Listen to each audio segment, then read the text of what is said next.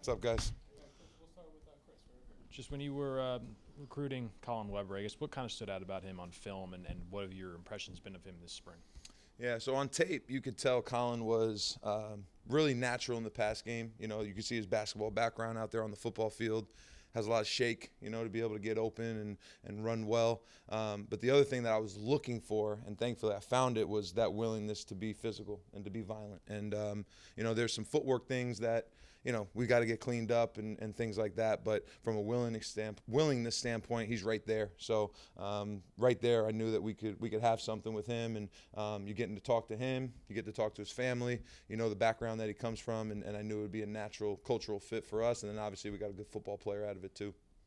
Between Colin and Kenny, who showed some flashes last year before he got hurt, how confident are you in your position participating in the pass game, being catchers out of off the line, and just adding to the wide receivers? Yeah, they both have really athletic skill sets. You know, where Kenny is he's got a ton of horsepower with the way that he runs, and he's strong, and he's physical too. You could see some of the violence show up on tape with him last year, and now a second year playing, I think he's going to become more natural at the position. Right, he's got another year of tape, another year of install, you know, a whole year of experience behind him, and then this spring, you know, has forced him to really focus because he's been there encouraging his guys. So really excited about him, and I think both of them have a skill set to be pass catchers, but I don't think it stops at them. I think you've got guys that are back.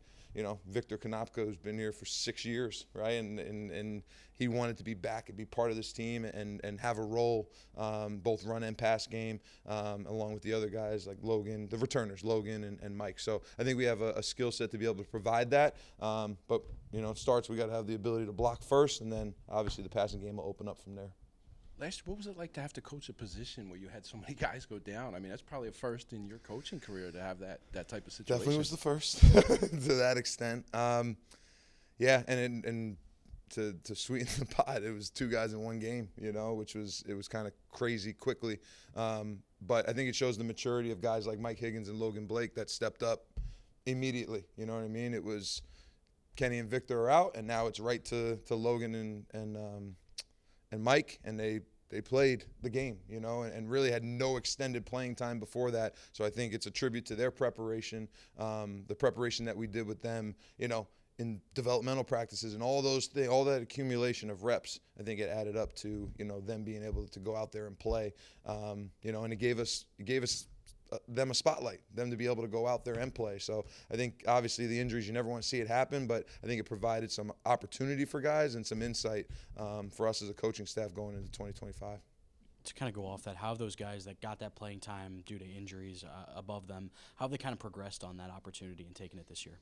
Yeah, so I mean, there's really not a lot of substitute for game reps. So for a guy like Logan to go in and play as a redshirt freshman, and then to be able to go out there against USC, where one of their DNs is going to be a top-round draft pick, and he goes out there and he battles with him, and he's able to block, goes to Minnesota and plays the game that he did, and he's out in the Coliseum as a redshirt freshman. All those opportunities, I think that gives him a background going into this season. So, you know, and Mike for the same thing, for him to go out and play in Illinois and have a great catch in that game. So I just think it provided them a little bit of an opportunity. Maybe it wasn't the way that we designed it, but, you know, it happened, and now we're so much better off going forward because of it.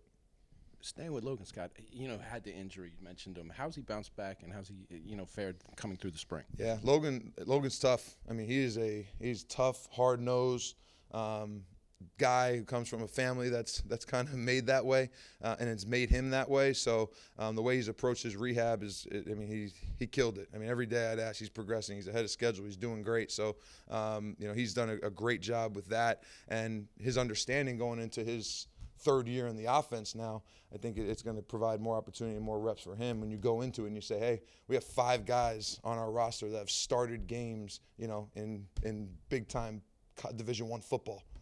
Not a bad situation to be in for us. Now the job's on me to continue to develop them and, you know, figure out who's at the top of the line and what role can each guy have. So.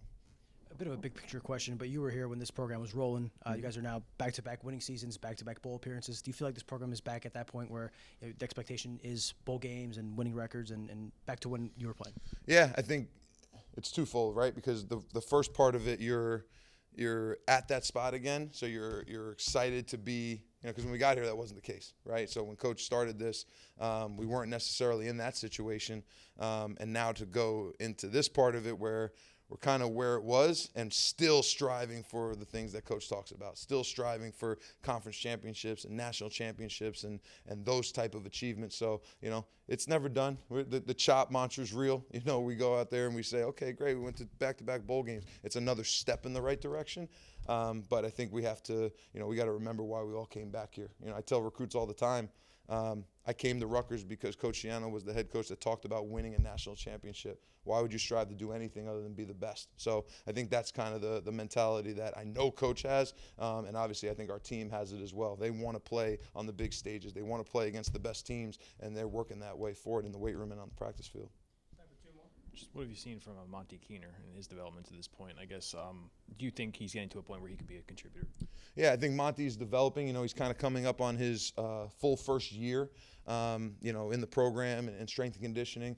And he's a very intelligent guy. So he's picking up the offense well. He goes in there, he does his job. And I think it's just continuing to contribute at a Big Ten level. But that's an adjustment for a lot of people. You know what I mean? I think he has really good examples in the room to be able to look at a guy like Logan who, hadn't played any snaps until he had to. Well, you got to continue to get better so that when your number's called, you're ready to go. And I think he's taking steps to do that. So. Final question? I asked this to a few of the position coaches already, but playing for Coach Schiano, that playing experience, how has that helped prepare you to become a coach under him? Yeah, I think it's you understand the expectations, right? You know the culture. You know what you're looking for when you talk to potential recruits.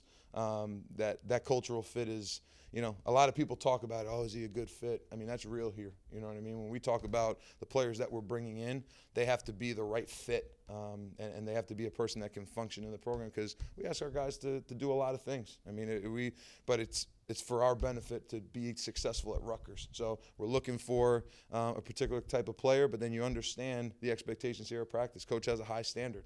Well, when you have guys that you've been through it with, like David Rowe and Charlie Noonan and Damaso Munoz and Jamal Westerman, all those guys that are here that have played, those guys, when the players go, man, this is tough. Yeah, man, we've been through it too. You know what I mean? It's not like it's something that's brand new. There's some adjustments, right? Because it's 17 years since I came out of high school, which is crazy to think about. But we've all been through it, and it's not just how hard it is, but it's also the great things too, that Coach Schiano takes care of his players, that he looks after them. I mean, they sometimes if you've only been here, you don't see each side of it where, when you've been at other places, you understand that the head coach we have is special. So I think we could provide that insight as well. Thanks, Coach. All right. Thanks, guys. Yeah, appreciate it. Thank you.